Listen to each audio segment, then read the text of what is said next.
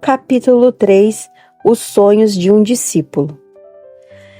Minha filha Milena, de 6 anos, disse que, quando crescer, quer ser dona de uma lanchonete para ajudar os pobres. Olha que legal!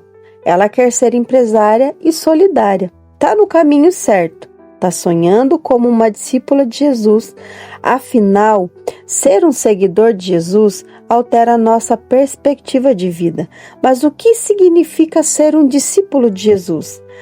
A Bíblia define como discípulo aquele que submete à disciplina de Jesus. Lucas 6,46, só isso já deveríamos nos causar um frio na espinha. Falo isso porque vejo muitas pessoas indo para ele sem essa perspectiva de discipulado e disciplina. Muitos estão fazendo o que o jovem rico quis fazer, ser seguidor de Cristo sem abandonar os ídolos do coração. John Stott, em seu livro O Discípulo Radical, defende a ideia de que não deveríamos ter abandonado o termo discípulo para se referir aos seguidores de Jesus, visto que termos cristão só aparece 3 vezes na Bíblia. Ele afirmou: ambas as palavras cristão e discípulo implicam relacionamento com Jesus. Porém, discípulo talvez seja mais forte, pois inevitavelmente implica relacionamento entre aluno e professor. Isso faz bastante sentido para mim, pois quando penso em discípulo, seja de quem for, eu imagino pessoas que, pelas suas características, lembram o seu mestre ou guia. Talvez na sua mente tenha passado agora alguma imagem que remeta a uma seita religiosa. Aquele pessoal vestido igual, seus rituais, tudo sem diversidade e espaço. Bem, deixe-me dizer a você que não é bem esse conceito de discípulo de Jesus. Algumas igrejas já uniformizaram seus fiéis e o estereotiparam a ponto de ser fácil identificá-lo na rua. Era bem comum se ouvir: lá vai o crente. Nesse caso, a indumentária era um dos marcadores da presença do crente na sociedade. Contudo, ainda que não seja problema ter uma roupa característica, exceto quando ela ganha status na doutrina bíblica.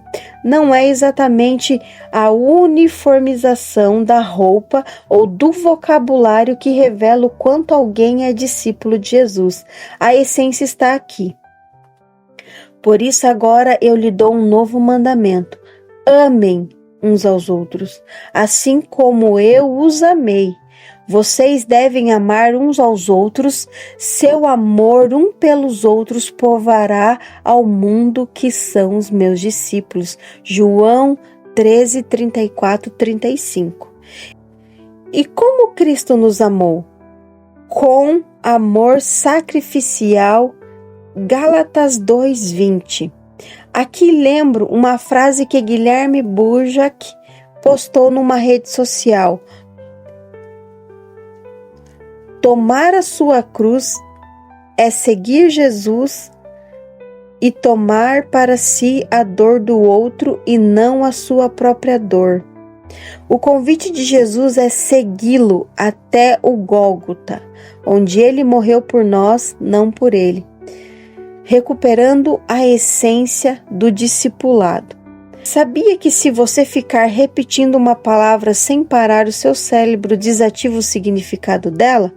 Isso se chama, a grosso modo, saturação semântica.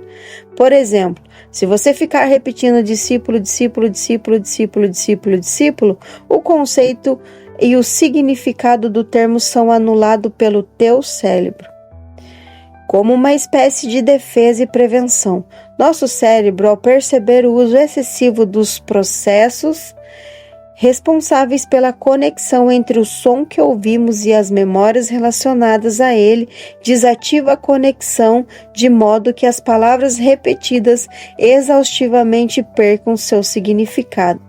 De forma análoga, Podemos falar em saturação conceitual teológica, no qual o uso frequente é impensado de determinado conceito ou expressão pode nos levar a perder a compreensão de seu sentido.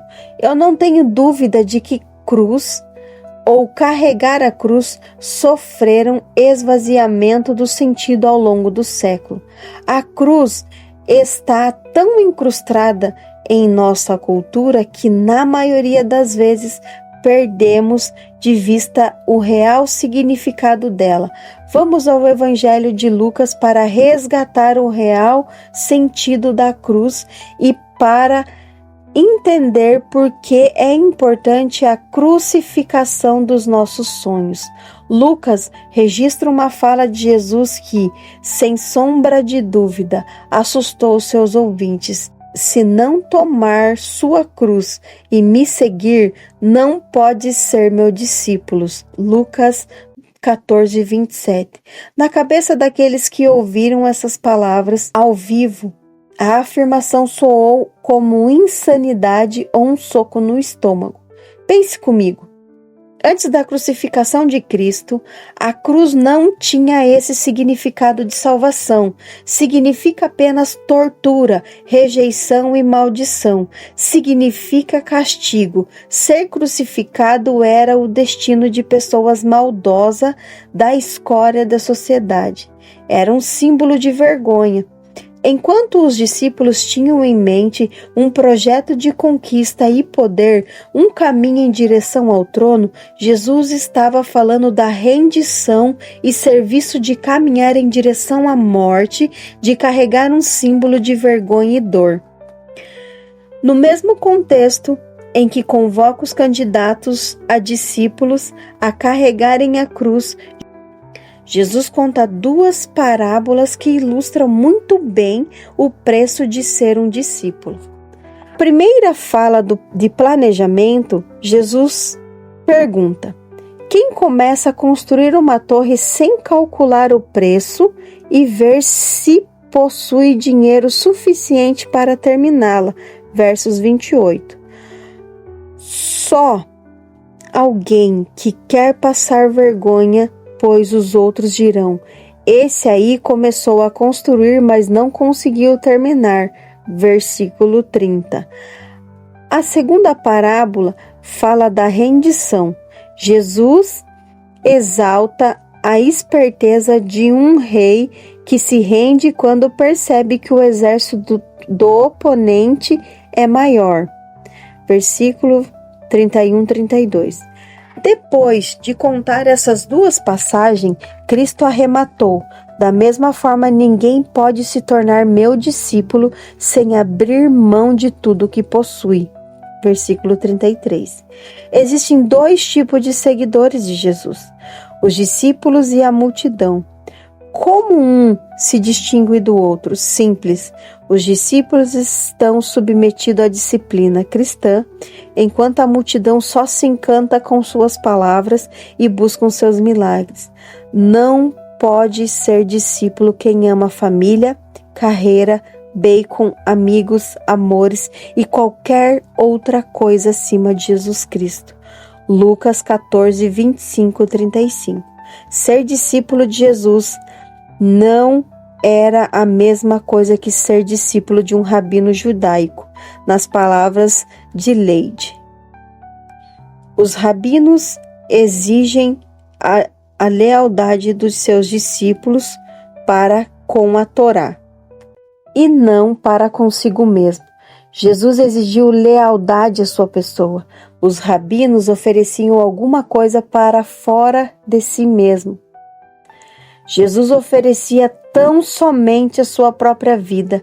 Jesus exigiu que seus discípulos se rendessem sem reserva à sua autoridade. Consequentemente, eles se tornaram não apenas discípulo, mas também dolo, escravo. Dessa forma, discípulos cristãos são os que se desprendem ou vivem tentando de suas vontades e de seus anseios para se submeterem, assim, à mensagem de Jesus. Percebam, Jesus dirige vários de seus discursos à multidão, mas quantos estão lá no início da igreja? Aproximadamente 120 seguidores. Ser discípulo de Cristo exige planejamento de rendição. Estão lembrados das parábolas contadas anteriormente? Existe um custo a ser pago no caminho do discipulado. E aqui é a história de um jovem rico. Cai como uma luva. Que tal parar aqui e ler agora? Esta passagem bíblica está em Lucas 18:23. Jesus não é um complemento. O jovem rico tinha boas intenções, era obediente à lei e admirava Cristo, mas não quis largar o seu sonho e projeto. De alguma forma, ele queria encaixar Jesus dentro do seu esquema de vida. Ele queria que Jesus o seguisse e não ser um seguidor de Jesus. Por trás do "vem e me segue" de Jesus está um convite de abandono da vida atual para um novo foco, um novo caminho. Como já escrevi em páginas anteriores, o caminho do discipulado é um compromisso com Cristo e sua obra. Não basta ser religioso e seguir alguns mandamentos, é preciso se reduzir a ponto de, se for necessário, abandonar os próprios projetos e caminhar em outra direção. Mais do que isso, a essência dos mandamentos é o seguir a Deus com tudo que somos. O jovem rico não entendeu isso. Seus sonhos e riquezas o cegaram para o verdadeiro caminho. Ele até mesmo se gaba da sua obediência à lei. Porém, continua idólatra. O seu Deus era o dinheiro. O que ele queria, como bem frisou Bonhoeffer, era apenas um acréscimo ao seu passado, um complemento, um acabamento, aperfeiçoamento. Keller apontou para o detalhe do texto que diz: Jesus o amou. Marcos 10:21. De certa forma, ele se identificou com um jovem rico. Jesus também era um jovem rico, bem mais rico do que aquele jovem poderia imaginar. Ele havia vivido na dimensão incompreensível de glória, riqueza, amor e alegria da Trindade por toda a eternidade. Mas já tinha deixado essa riqueza para trás. Paulo nos diz que, embora Jesus fosse rico, ele se fez pobre por nós. 2 Coríntios 8:9. Assim somos convidados a seguir o exemplo de verdadeiro jovem rico, daquele que abriu mão de tudo para resgatar os perdidos. Isso é fácil? Não, nem um pouco. Mas os ensinamentos da Bíblia nos são dados para sempre irmos além de nós mesmos, da velha natureza. Eles nos tiram da zona de conforto e nos faz caminhar em direção ao novo que se faz pelo poder do Espírito. No Espírito Santo, podemos imitar o verdadeiro jovem rico e ter uma postura menos mesquinha em relação ao dinheiro e aos nossos sonhos. Esse desejo do jovem rico aparece em nosso tempo de outras formas. Você já deve ter ouvido alguém dizer assim: nossa, aquela pessoa é muito legal, só falta Jesus na vida dela. Ou ainda, o vazio que você sente é do tamanho de Deus. Percebam que em ambas as frases, Jesus é complemento. Meu amigo e pastor Cacau Marx foi brilhante quando disse que Cristo não quer ser tapa-buraco, preencher um vazio. Ele quer nos destruir e nos reconstruir ao redor dele. Jesus não chama seguidores para apenas acrescentar algo à vida deles. Ele os chama para escrever uma nova história. No caso deste homem rico, o chamado ao discipulado requeria, em primeiro lugar, abandono das riquezas. Essa foi a história dele. Com isso, Cristo não está dizendo que todos que os seguem devem ser pobres, mas apenas afirmando que para ser um discípulo, a pessoa deve esquecer aquilo que aprende, aquilo que ocupa mais espaço em seu coração. Jesus nunca implorou que o alguém seguisse. Ele era embaraçosamente direto. Ele confrontou a mulher no poço com seu adultério, Nicodemos com seu orgulho intelectual, os fariseus com sua justiça própria. Ninguém pode interpretar. Arrependam-se, pois o reino dos céus está próximo. Mateus 4,17. Como uma súplica, Jesus ordenou a cada pessoa que renunciasse a seus interesses, abandonasse os pecados e obedecesse completamente a Ele. Jesus não busca fãs ou pessoas entusiasmadas com sua palavra. Ele busca pessoas obedientes à sua missão. O discipulado exige renúncia. Que fique bem claro, não estamos falando aqui de pagar o preço para sermos salvos. Uma vez que Jesus já se ofereceu por nós, estamos falando do processo de santificação e rendição pelo qual aqueles que estão em Cristo devem passar e permanecer, como sabiamente disse Dallas Willard. A graça não é o oposto de esforço, mas sim do mérito. Ressignificando os sonhos. Jesus não chamou seus inanimados para sua obra, chamou gente de carne e osso, homens que tinham seus trabalhos, suas ambições e seus sonhos. Eram judeus que guardavam um rei que chutaria bundas romanas e devolveria o reino a Israel. Quando começaram a seguir a Cristo, talvez tivessem isto em mente: o poder. Talvez pensassem, vamos andar com o Messias, pois quando ele se sentar no trono, estaremos ao seu lado. Inclusive, Marcos relata esse pedido feito por Tiago e João a Jesus. Então, Tiago e João, filhos de Zebedeu, vieram e falaram com ele: Mestre, queremos que nos faça um favor. Que favor é esse? Perguntou eles. Eles responderam: quando o Senhor se assentar em seu trono glorioso, queremos nos assentar em lugares de honra ao seu lado, um à direita e outro à sua esquerda. Marcos 10, 35, 37. Seguiam Jesus, tendo em mente suas agendas e seus anseios. Porém, Deus tem sua própria agenda e seus próprios anseios, como ressaltou o reverendo Keller. Mas eis a grande ironia do pedido deles. Qual foi o momento de maior glória de Jesus? Onde Jesus deu maior demonstração da glória da justiça de Deus?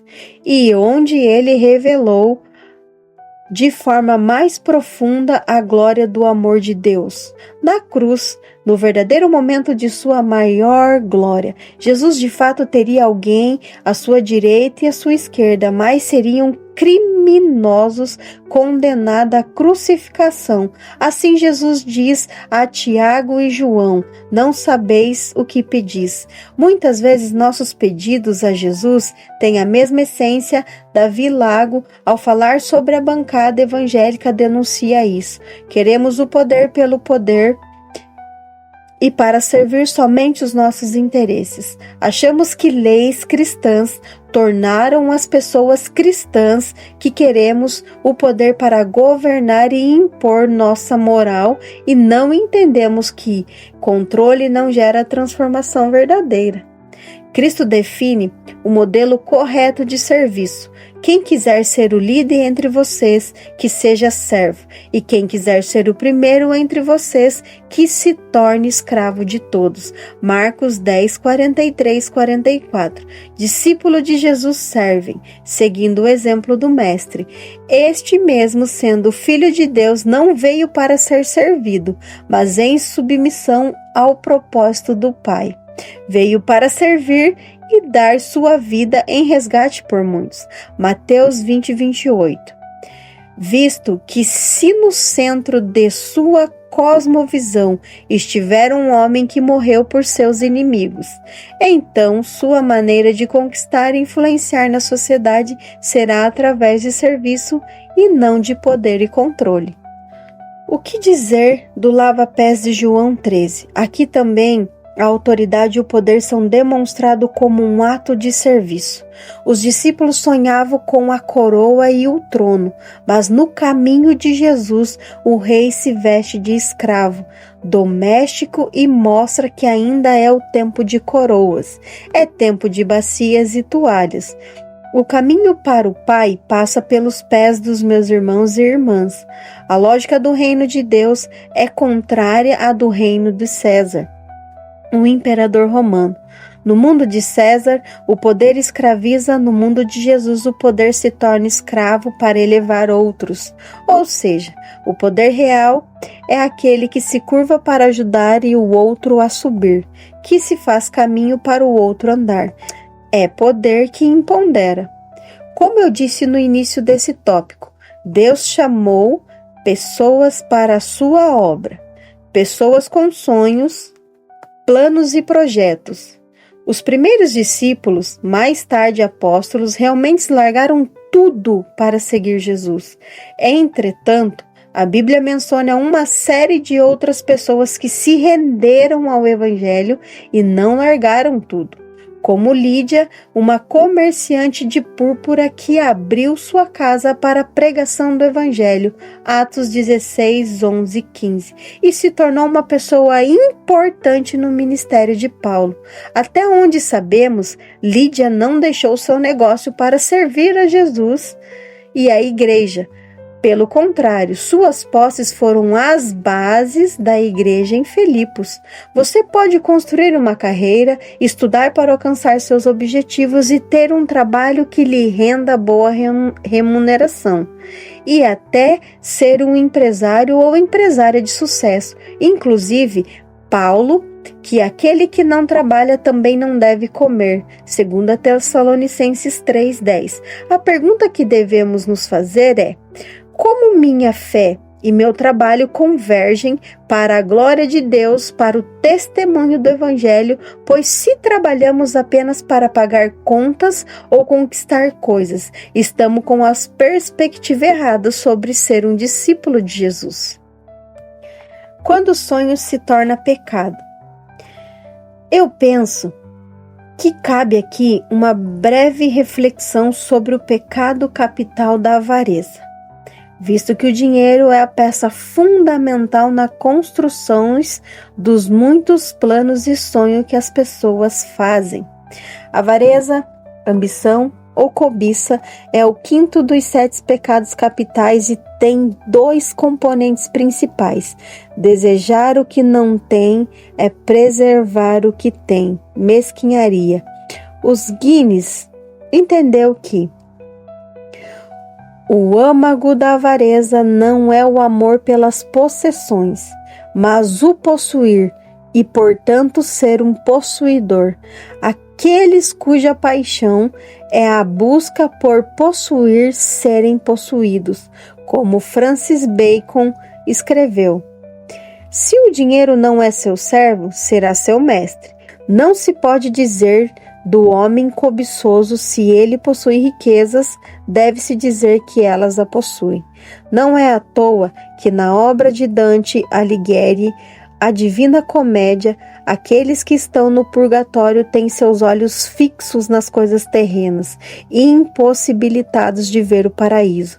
Já os que estão no inferno ficam revolvendo fardos pesados que simbolizam todo o seu esforço em conquistar e acumular bens terrenos. Essa metáfora faz muito sentido. Representam bem o que é o amor ao dinheiro.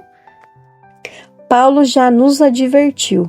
Mas aqueles que desejam enriquecer caem em tentações e armadilhas e muitos desejos tolos e nocivos, que os levam à ruína e à destruição, pois o amor ao dinheiro é a raiz de todo o mal. E alguns, portanto, desejarem dinheiro, desviarão-se da fé e afligirão a si mesmo com muitos sofrimentos. 1 Timóteo 6, 9, 10. Como já dissemos, a fonte de nossos desejos é inata a nós, criados à imagem e semelhança de um Deus que nos legou várias tarefas e nos deu várias fontes de prazer. Entretanto, depois da queda, todos esses desejos e prazeres se tornaram esferas suscetíveis à tentação e ao pecado. Por exemplo, a alimentação pode ser algo extremamente prazeroso e precisamos comer para não morrermos. Contudo, há o pecado da gula, no qual o comer assume o controle da nossa vida e só comemos pelo prazer. Mesma coisa com o sexo, fundamental para a sobrevivência da espécie e extremamente prazeroso. Contudo, há o pecado da luxúria. Nossos desejos se tornam pecado quando excedem os limites impostos por Deus. O desejo de possuir coisas na admiração de Deus há uma função na obtenção de bens. Isto está subentendido na ordem de ter domínio sobre o mundo, Gênesis 1, 28. E nas parábolas dos talentos, Mateus 25, 14 e 30. As demais, a posse de bens materiais é considerada um incentivo legítimo ao trabalho árduo. Quando, porém, o desejo de adquirir bens deste mundo se torna tão dominante que possa ser atendido a qualquer custo, mesmo por meio da exploração de outras pessoas ou roubo, ele se degenera em desejos dos olhos. Jesus foi enfático em Lucas 12:15. Cuidado! Guardem-se todo tipo de ganância. A vida de uma pessoa não é definida pelas quantidades de seus bens. A parábola do jovem rico e insensato é emblemática e ilustra muito bem o que estamos falando. Jesus conta a história de um jovem rico cujas terras produziram boa colheita. Ele, ao observar isso, derruba os velhos celeiros e constrói outros maiores para guardar todos os seus bens. Acompanhe o que a Bíblia diz. Então direi a mim mesmo: amigo, você guardou o suficiente para muitos anos? Agora descanse, coma, beba e alegre-se. Mas Deus lhe disse: louco, você morrerá esta noite. E então quem ficará com o fruto do seu trabalho? Sim, é loucura acumular riquezas terrenas e não ser rico para com Deus. Lucas 12, 19 e 21. Tem uma palavra nessa parábola que é bem significativa: louco. Em grego é áfron, que pode ser traduzido também como tolo, insensato, sem perspectiva ou sem mente. O rico não percebe a loucura que era o seu plano de boa vida. Mas cá entre nós, quem não deseja ficar de boa na lagoa, comendo, bebendo e alegrando-se? Aposentadoria perfeita. Então, o problema é dele e também o nosso. E aquele que não entendeu que sua riqueza era dádiva, sua terra produzia boa colheita, e que dádivas são ganhas para serem compartilhadas. O texto nos diz que ele não tinha ninguém para deixar sua riqueza e nem passava pela sua cabeça o repartir com os necessitados. Diante dos sonhos desse homem, Deus brada: louco! Esta noite te pedirão a tua alma. Lucas 12, 10. O verbo pedirão em grego é uma palavra comumente usada para o retorno de um empréstimo. A sua alma lhe fora dada por empréstimo e agora o proprietário é Deus. Quer que o empréstimo seja devolvido.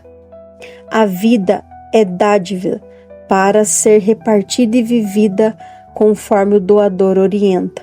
Este homem era louco e sem perspectiva. Talvez do ponto de vista mundano, ele tinha muita perspectiva, pois planejou seus ganhos e futuro. Contudo, do ponto de vista eterno, era um tolo, pois é loucura acumular riquezas terrenas e não ser rico para com Deus. Lucas 12, 21. Esse alerta de Jesus contra a cobiça, avareza e para ricos e pobres. Depois de contar essa parábola, Jesus continua falando sobre a preocupação que a busca pelos bens materiais causam. Os fiéis são encorajados a não se preocuparem demasiadamente com as coisas deste mundo e nem a colocar nelas a sua segurança. Antes devem buscar o reino de Deus e sua justiça. Quando leio a descrição da cidade santa em Apocalipse 21, vejo que as ruas serão de ouro, ou seja, o que é importante para nós aqui, na terra, será chão no céu? Precisamos ter a perspectiva certa na vida que levamos aqui. Precisamos planejar a nossa vida com a mente de um discípulo de Jesus.